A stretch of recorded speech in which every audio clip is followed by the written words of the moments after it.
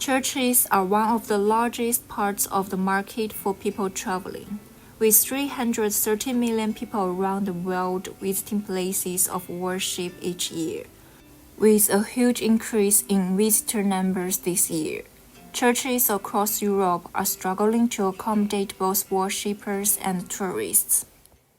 More and more people will use religious buildings as tourist attractions, such as churches in the West and temples in China.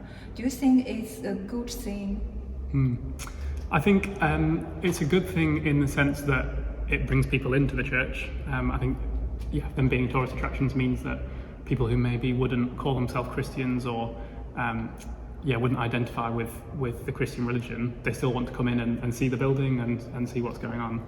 So I think from that sense, that's a good thing because then it brings people in and we can have conversations with them, which is fantastic. But I wouldn't want all churches to just be seen as tourist attractions because I believe they're much more than that. These are holy places where we worship God and we gather together as a community. So I think them being tourist attractions is great to bring people into the building, but I would love to see people shift their mindset on what churches are and that they see that it's not just a historical building, but it's much more than that.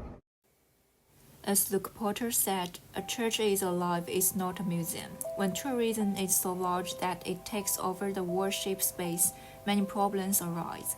In order to accommodate both tourists and the worshippers, many managers of heritage churches have begun to think about how to strike a balance between the surging demand for tourism and the conduct of worship without losing the historical spirit and cultural significance of their churches.